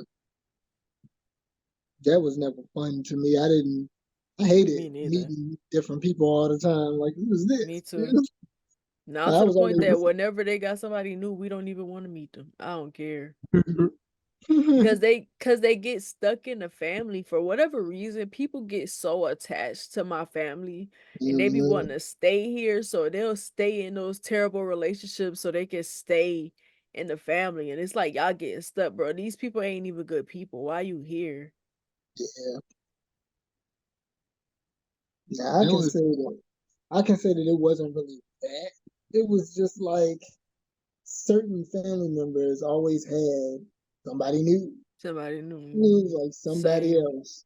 Like you would meet one woman one week, couple months Mm. later they got another one. Like, oh, okay, what's this? Where'd you meet her? Like, and this is most of the time we never ask questions. Like we ain't never say like, who was that? Like where's she Mm-hmm. come from? It was just we thought that we just didn't say it out Oh, we loud. gonna say that junk. This one like Roy was saying, we had the aunt this, uncle this, not me. That ain't my uncle, that ain't my aunt. I'm not calling that nigga no uncle. Like I but, had, in order for me to do that, I had to be like, I had to have a bond of some kind with Right, that person. right. I'm not. Mm-mm. I wasn't just gonna automatically call you my uncle, my aunt. Like, Right. when we got older, it was more a Mister or something like that instead So of. that yeah. even But it was with my grandma husband, we call that nigga Mr. Amos. We calling him no it granddaddy. was only I ain't never it called was none of only her husbands granddaddy. It's crazy. There You was know only what's one time funny? I had like that though. My grandmother, she had a lot of baby daddies, right? Like most of my Mine aunts too. and uncles, most of my aunts and uncles were by the same person, were like by the same two people. But like some of them were by different guys, you know what I'm saying? Like, and I never, honestly, with my grandma, and yeah, I never really had like a huge, Granddad. Oh, go I ahead. never really had like a huge like bond with any of the men she dated except for Same. my mom's dad. I ain't Like, even had no with my mama but did. even with that, I really didn't have that much of a bond. I only knew what I knew of him from stories they told. Like I never really spent a lot of time with him. Like the most time we spent with him, or me myself, was when he was in the nursing home he was living in when he got old. Like Mm. we went to see him one time, and I never forget it. I came down the hallway to where his room was, got around the corner, through the door. He was sitting there watching boxing. I think he's watching like an old Muhammad Ali fight or something like that because he loved boxing. He was a boxer. Like, you know what Mm. I'm saying? So coming there, and he didn't even know. This is how you know I didn't have a relationship with him. He didn't know who I was. Like coming, I came in the room, and he's like, I knew who he was. I'm like, hey, granddad, just like that. And he's like, hey, who you? Like, just like that. And I'm like, I'm your grandson. And then my mom and two of my aunts came around the corner behind me, and he's like, okay, you Dottie, son. I'm like, yeah. That's how they did us too. Like, oh, you Teresa daughter. You Mm-hmm. Teresa son. Yeah. Yep. So I remember being there with him in the nursing home, like, and they like had me dancing for him, like making him laugh. Like that was probably the most time I spent with that man my whole life. But it was probably like the most fun I had with an older person my whole life. You know what's crazy? I spent more time with my grandma's side nigga than I did with her like actual husbands. Oh, that's Like funny. she had a side nigga. Me and my That's mama used funny. to spend time with, but I ain't never really had a granddaddy like somebody that I was just calling my granddaddy like that. I ain't never even really knew none of my granddaddies. My granddaddies was like either like okay, like the first man that my grandma married, he died before I think before I was born, if I'm not mistaken. He might have been alive. I don't know. I think he died before I was born though. But she only been married twice. She had a boyfriend for a long time. Like my uncle's youngest, the two youngest, their dad, she was with him for a long time. I guess you could say we used to spend time with him, but bro, we ain't used to call him granddaddy neither. Like I never really had a like somebody that I used to call granddaddy. And then my great granddaddy was in prison most of my life. So like I ain't really get to know him like that neither. Like Yeah, that nigga got I locked never up for got killing to. somebody. Oh, damn. Yeah. That's why I said we got that from my grandma and granny. My grandma didn't kill people too, but she got away with it.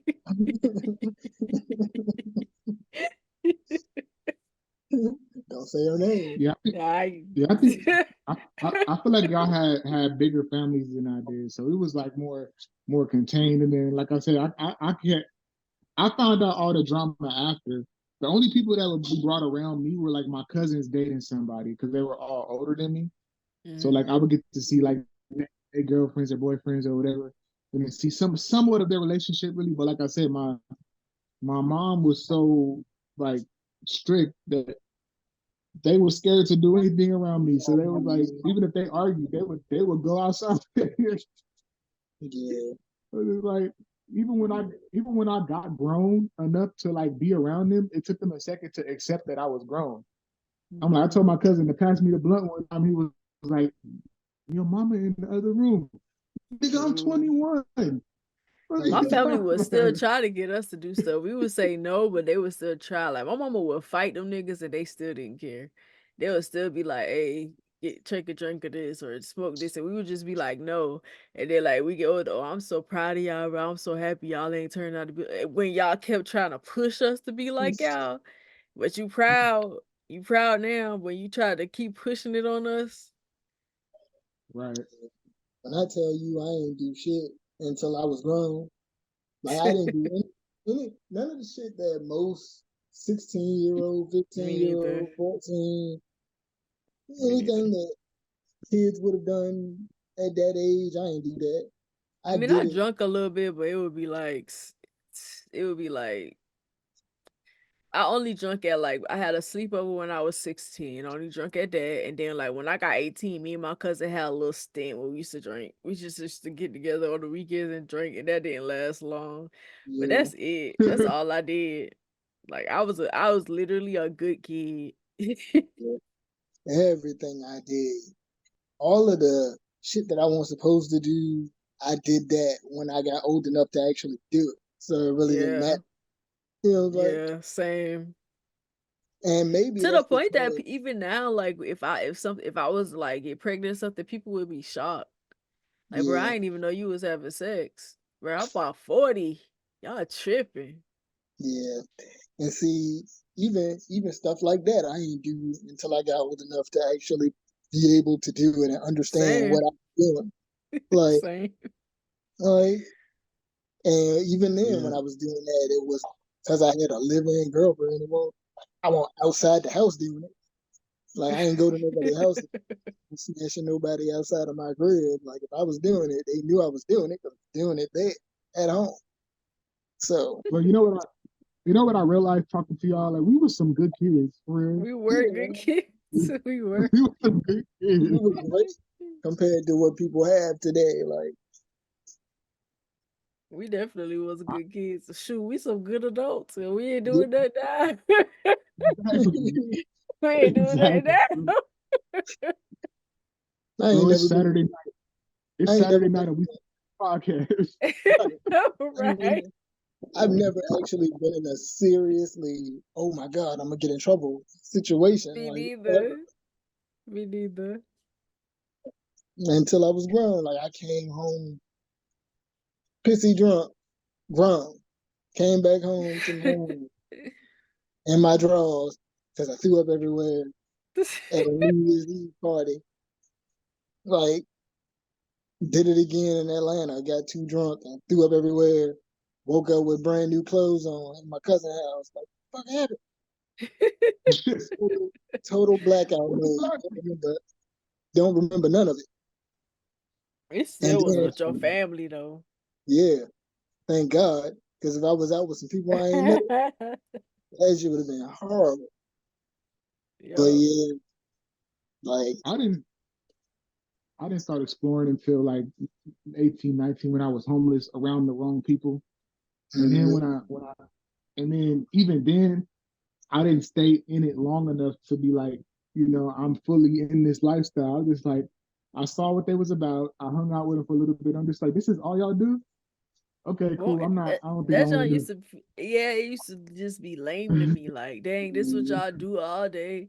Like, y'all literally, like, and I feel like people probably looked at us and was like, y'all lame because we don't get in trouble. But, like, I feel like you're literally doing what they expect teenagers to do. You're the lame mm, one.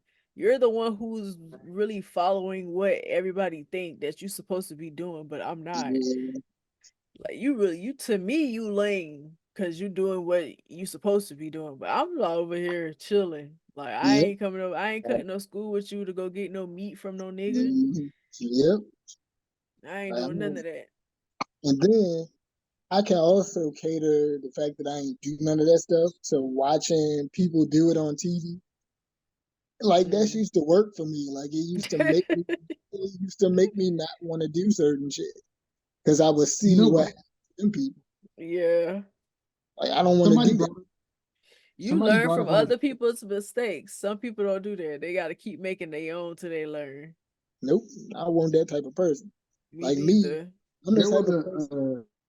If I did make a uh, mistake, I learn from it right then, and I ain't never want to do it again. Same. there was a TikTok video that I seen earlier today where it was like we actually learned lessons from our TV shows back in the day, Yeah. and I feel Yep. like that's something that's kind of missing because we had real life lessons on these TV shows, that stuff that we was really facing, and I think that's a little bit of a difference in some of the media of today because it's overexposure and not enough reality for them to see because we will watch family matters Right. and see, okay, you could do Yep. this, and then okay, this is what happens if you get along with a boy. A boy might try to do this to you or whatever. Like you got to start thinking about stuff like that. Okay, I'm not going to do that because I don't want to. Yeah. Right. I'm not going to with a stranger that I met online. Sure. But Now it now, be a lot of goddamn on kids. They want to do what they see them people do on Yeah. TV. They want to do that too. exactly, So I kind of think, I really thank God that it scared me.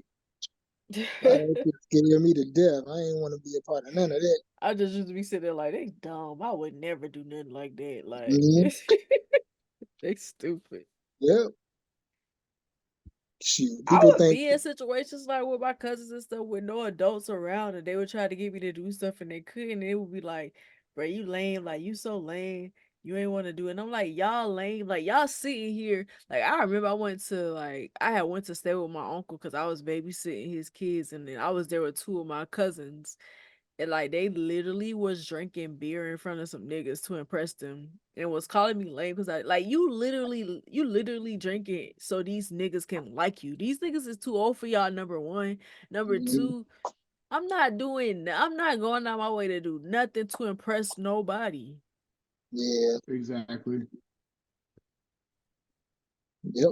I I ain't guess care. that I had enough independent thought that I'm not doing nothing to impress nobody. Even when I chose to smoke, it was for me. Actually, my first drink was me by myself in the house. Like I wonder what this tastes like. I was 16. I told my aunt, hey, get us some liquor from Granny so I can try it. That Funny. was me doing it on my own too. In a controlled environment. Hmm. That was the thing too, the controlled environment. Like I want to be in control here. I don't want Exactly. And to I can do also something where say, because I never did anything alone. Everything I did it with somebody else. It was me and a few people. The first time I smoked weed was with my cousin and his friends, and he had to convince me to do it. Like he had to, it wasn't even something I was thinking about doing. He just came over, him and three of his friends, and was like, "Bro, you got to try this shit, bro." And they was explaining to me so good about it. It's like, man, you smoke weed, bro. It makes everything taste better. Whatever you think is funny is gonna be funnier. Like, and I tried it, And you and they was was like, right. ooh, I want that joint. I want to see what Yeah, that be like. I would have I been tried like, it, bruh, I don't but need hey, that joint. mind you, I was grown. Like this wasn't some teenage shit. Oh, I was you a was a grown grown ass man. man, I and still ain't smoke weed. I ain't never had it in no type of form. Most of the when I closest is CBD gummies. I still ain't never tried it. it really does. Like from my experience, it really does enhance damn near everything and you do. Yeah, but I feel like I already go through that. I'm not missing it. You got like a unnatural high. Nah, I be on pain medicine too. I feel Oh like well, people be no, forgetting that. I've been taking pain yeah, medicine since I was a little child. okay, well, yeah. See, Like that's the difference. literally. I'm literally on no medication whatsoever, so I ain't have to go through that. Like even with my disability, I'm not on any kind of medicine for anything. So Mhm. maybe that's why, That's good though. That's good. yeah. Like the funniest thing is when I go to doctor's appointments and they ask me if I'm on medication, if I get like a house visit, because I get a mandatory wellness check. Hmm. And they ask like, you on any medication or anything? No, not at all. Dang, you don't even go to the doctor that often? Nope. I God dang, you rarely, doing? That's good. yeah, like I rarely have to do that. Like I'm not, That's good. I'm very good at staying well, if you want to put it like that. Yeah, you a rare case too, William. Yeah, That's rare. that's why For they real, be so shocked you know. because I'm in this condition and I don't have any medication. That's good. I But wish I yeah, ain't had to take no Shit. goddamn on Um, medicine. My body literally would be like, nope. Or that it ain't it. We not about to do nothing. You gonna lay in this bed and hurt. You finna be in pain. you a strong woman though. I tell you that I be trying. because you deal with it like a soldier from what I've seen. I do, but I ain't gonna say it's a good thing, but I do. I'm used to it, I guess. Hmm. I be telling her that all the time though. I admire the fact that she pushed through any and everything. Like Yeah. you don't never show no signs of slowing up. Like Hmm. it's gonna be like even when I can tell you be in sometimes the worst pain. I'm still gonna push through this. Right. Yeah. You can hear it in my voice a lot of the sometimes if you really know me, but long as but that I feel like for the fatigue is worse to me because I can have the pain and I can still get up and function, but when I'm tired, I literally be feeling like I have to peel myself from off my bed, and that gonna be so hard. I be like, I don't know. I can. It's so hard to explain that type of tiredness. It's Hmm. like it takes so much to do every little thing. To me, that's harder than having pain. Yeah. I couldn't imagine. Like it's so much Yeah. that I'm like thankful for that I don't have to deal with that I see on a regular basis, like people with pollen allergies or just allergies in general. Mm. Like, I don't deal with stuff like that. Like it's to the point where I don't even know if I'm allergic to anything, and if I am, I don't know what it is because I haven't run into anything. Yeah, I ain't got no allergies. Well, I'm allergic to fragrances and I might have a slight pollen allergy, but not bad. But like Mm, I'm mostly allergic to fragrances, stuff that with strong smells like cigarette smoke, probably even weed too. The way weed smell because it makes me super nauseous. Um, and like perfumes, colognes, and stuff like that, I can't deal. My my okay. body ends up adjusting really fast to stuff like outside stuff, but like strong smells do get to me too. Like Yeah, I really can't. strong, like real, ugh. Especially like Mm, oh people like even some people colognes and stuff. Like oh, what do you do that for? it'd be too much. It's like y'all don't need that But much stuff. Hmm. but Yeah, like, the only thing but I can say allergy that like outside. like Go ahead, bro. I really don't like mostly cigarettes. Like the smell of a cigarette Yeah, is like the worst shit to me. Like, it is. which is why I've never picked up and smoked one. I've never had a cigarette to my mouth ever. Like I just can't do it. And I I think I that's can't believe I can't believe I used to smoke them shits because now they stink to me. They yeah, do stink. Especially the ashtray with the butts in it, bro. That yeah, shit bro. smells like ass, bro. Or What going the in Hmm. fuck? somebody's car that smoked Oh, somebody's house. Like my grandma literally her walls are literally yellow because they smoked in there. It's terrible. I literally do not go over there because the cigarette smell is just that strong. I used I used to have a friend, right? And he was a smoker and he like was broke. And so he used to go around to ashtrays and pick out the cigarettes and like cigarette butts Yeah, and smoke them to the Mm-mm. and I'm just like, bro, like why and like That's back an then I didn't think addiction. that yeah.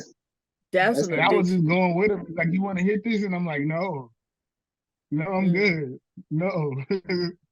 Like you literally don't know whose lips these is gonna mind you. A lot of times these is Right. like right outside the hospital. Right yeah. outside the hospital too. I'm like, Mm-mm. nigga, you don't know what they went in there for. Hmm.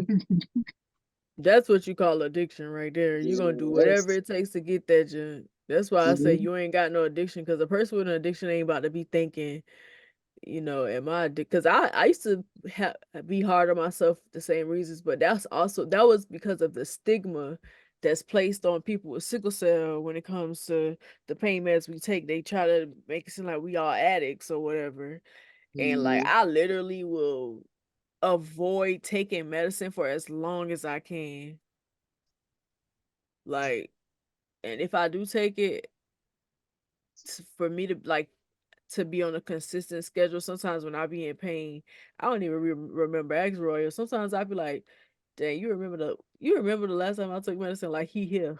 Like you remember did I say anything about taking medicine? What time it was when I the last time? Yeah. Facts. I'm like, I don't know. I think so. Shit. I don't think we need the what would you do segment in here. I think this is long enough actually. Yeah. Okay. He gonna tell me talk about I need to set a timer. I'm like, I feel like if I'm setting a timer, that means I'm planning to take it, which is you supposed to be planning to take it, dummy. What you Yeah. talking about? But I don't mean like the actual timer, like maybe like just a button you could push to let No, you know that you took it. I know what you mean, but I'm talking about what I thought to myself. What I said was that it would make me feel like I'm planning to take it, which that is what it Right. that is what it is. Yeah. And then if you don't need it at that point, you can always skip, next. Mhm. Yeah.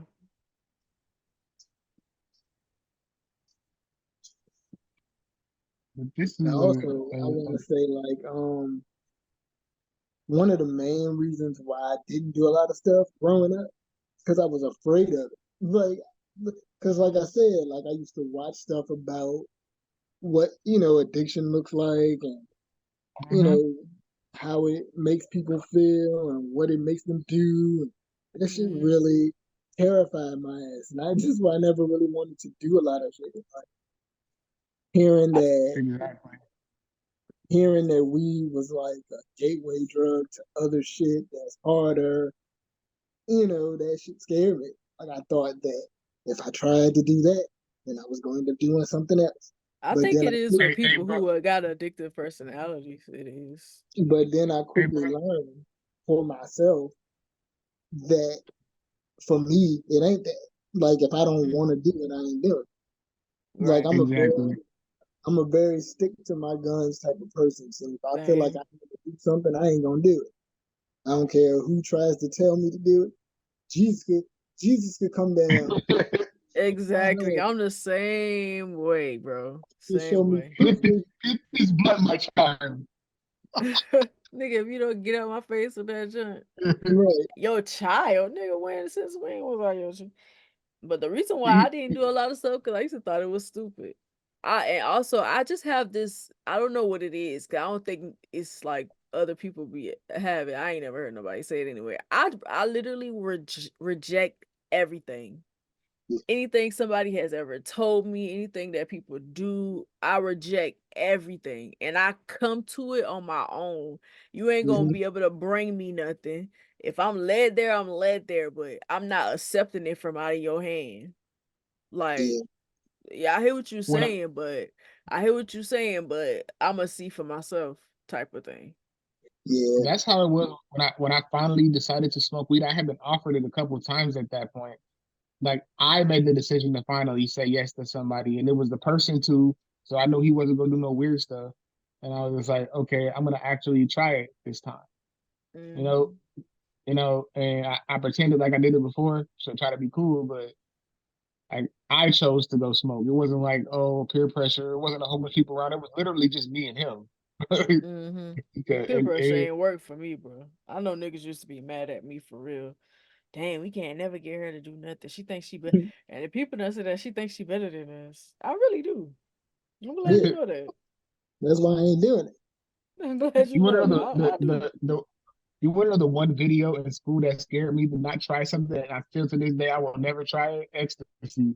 We had a video in class, right? And they were showing people in the club biting their tongue off.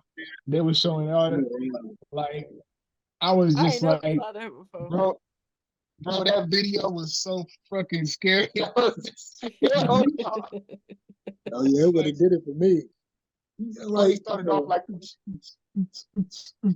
then the end of the video was just people getting carried out, getting put in the ambulance and everything.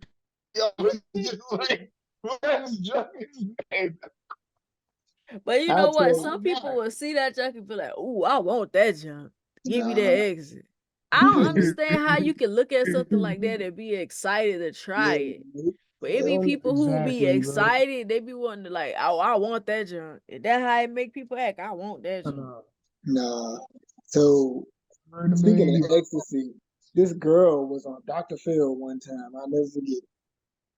She was on Dr. Phil because she was addicted to ecstasy. So Dr. mm, Phil took her to a doctor, like so she could get her brain x-rayed. Man, they Mm. showed that girl's brain x-ray.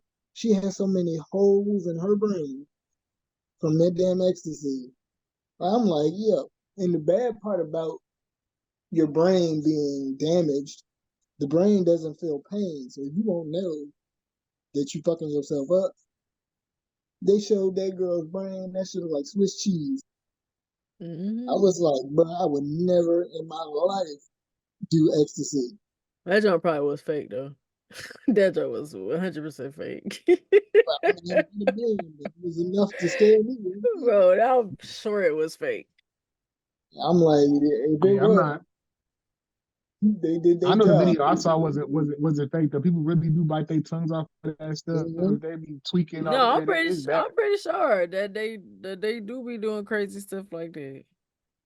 I'm I'm like, But talking I about feel the like whole, so, the whole. but I also feel like that's rare too. yeah. I mean, I guess it's like how much of the It, drug it you Well, kind take. of depend. It depends on like who, like, cause I feel like it affects people differently depending on like your genetic Mm-hmm. makeup, like stuff like that, the way your also, body is. also it's environment too. That's what people were telling me too. So a lot of people would go to these raves where they didn't have water because this is a drug that makes you super dehydrated. And if you Mm, don't have Yeah, enough water, you in the middle of a rave where people sitting there socking each other out, and the closest water thing is way in the back. Like mm-hmm. oh you sitting yeah. there partying, you passed out, and you sitting there having a seizure and foaming at the mouth. Mm-hmm. Yeah. Yeah. Controlled environment. That's Controlled why. environment, bro. If you're gonna do some stuff, do it in a controlled environment where Yeah. somebody gonna call it. Somebody can call the ambulance Mm-hmm. or something, get you some help. That's That's why why I ask people about different drugs. About and would actually try shrooms or whatever. I would try what's that? Ayahuasca too. I would try it, but I would have to be in a controlled environment. I need to know what I'm asking questions. Though I'm asking all the questions. What's the possibilities happen? Look, if I start doing anything weird, shit, I'm right. gonna I ain't even trying. I can The reason why is because Yeah, you I got a lot already going see on. crazy stuff as Yeah. it is. I ain't need nothing else Mm-hmm. that's gonna make me see crazier Yeah. stuff. I'm good. I ain't need to see nothing else crazy. Yeah. I done seen enough shit just living in those Yeah, apartments. I'm good on that. So I don't need some shit that's gonna make me see some shit. I don't like no. Exactly. I couldn't imagine the stuff that I would see. People who already see stuff like that, I couldn't imagine. Like, Yeah. Some I'm crazy good. a crazy drug like that will probably make you see even more of the shit. I'm good, yeah, bro. I just want to do it so I can see something. I'll be like, okay, maybe my real spiritual experience I will can happen. understand that though, because you don't see Yeah. stuff like that. Yeah. So see, that's where we differ. I ain't trying to put it. I ain't trying to put it on 10 for y'all. Yeah, I don't want to But see nothing. Like, first of all, I can't even look at like demon movies without feeling some type of way. So I don't want to see some shit that happens because of a drug I took. Like, it's like my Nigga, you might go there and get stuck like them people be doing. right. So I have a cousin, the same cousin that convinced me to smoke weed. Mm-hmm. He was telling me about other drugs, harder shit. Like, what he say? He was because he moved to LA, so he had like a long. few years in LA. He may be doing all kinds of shit in LA. So he tried a lot of shit. And he was trying to like sell me on the shit one time, like a few years ago. Mm-hmm. I'm telling you right now, I was listening to what he was saying, but I would never try any of that shit that he was telling me about. Because the way he was explaining how trippy some of the shit is, like he said he did X. He said he did a couple other Hollywood type of drugs, and them shits ain't sound fun to me. Yeah, some of that stuff don't sound fun. It's like, how is this funny, y'all? Like I'm good. You know how many I still see stuff to this day. I ain't need to see nothing else. I can't remember I what don't drug that it get that was, part either. but that nigga was like, if you take the drug and you listening to like music or some shit, you like you can see like colorful vibrations while you listening to the music when you on the drug. And I think it was ecstasy he was talking about. And I'm listening to him. And I guess in his mind, he's persuading me to want to try it. And I ain't never tell him like what I'm telling y'all that I would never do the shit. But I would never do that shit. Like that's something you'll never sell me on. Anything. Cause one thing, like I said, I was scared about even smoking weed because of the fact that they said it would make you want to do other drugs.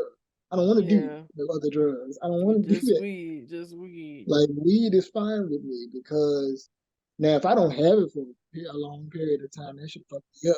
Like when I first got to New York Mm-hmm. and I smoked some weed with my cousin, we was riding out, running like an errand for my aunt. He rolled some shit up and we smoked it. And I hadn't smoked in a while. Like it was like months before I had any weed. So the shit really got me high. Like it really fucked me up. So like I'm in the car with him. I passed out basically. And I didn't wake up again until we got to White Castle. He pulled up in the drive through and I heard the lady come on the intercom thing or whatever. And in my mind I was like, all right, bro, you gotta wake up. Because you don't want this person to see you slumped out. Like, just wake up. So I woke up good enough to order my food and I was good.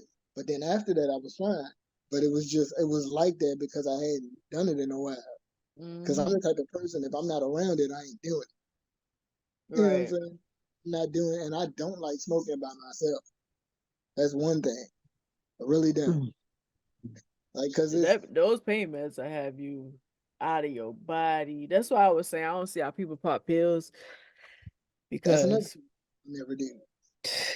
I that seen, junk will literally have you like sitting I there seen, just staring at I seen two of my space cousins slumped for out from taking, hours. like, them niggas took Xannies or some shit and they was passed out in my room.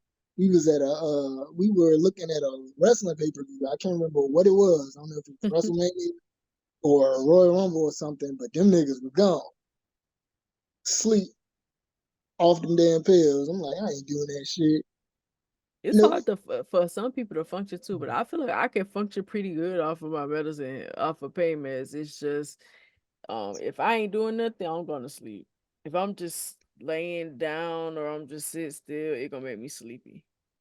Yeah, one thing for me also when I'm high is like my face gives it away more than my actions. Like Hmm. now, sometimes if I'm really high, like my speech like it's very, very slurred and it's very obvious that I'm high. Also, my eyes will give it away because my eyelids get low, like that cartoon character Droopy, the little dog. That's how my shit looks when I'm really high. So You it's can't obvious. even really tell when I am. I be high most of the time. You can't tell. I got big eyes. You them junk Yeah, be big and bright. You can't tell. you're right. I wish it was like that with me. My shit get low.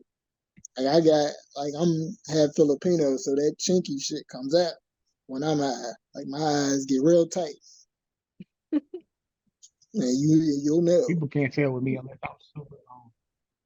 Yeah, you can't tell with But my nobody. white homeboy, the one I told y'all that's like an uncle to me, Hmm. he get high and you don't even know he high. It's some Like, people who can function like that real good, but I feel like that's people like because my tolerance for stuff like that is high. People be trying to get me to do different stuff, like especially when it comes to alcohol. Ooh, drink this, drink that. Ooh, this gonna have you. I had like a cup of teleport, and it was a big cup, and they kept telling me like, "Oh, this gonna have you messed up, whatever." I'm like, I don't feel nothing. oh yeah. I wish it was like that for me. I do not have a high tolerance when it comes to drinking. I have a high tolerance for most things, though. Like We can I we can can do end things right here. You know, yeah. I know we done been on here for what, 2 hours. About 2 hours, yeah. Yeah, we've been on here for a good while. Yeah, we can end it. Make sure you email us at royalgeniusreviews@gmail.com. Give us your Also, thoughts.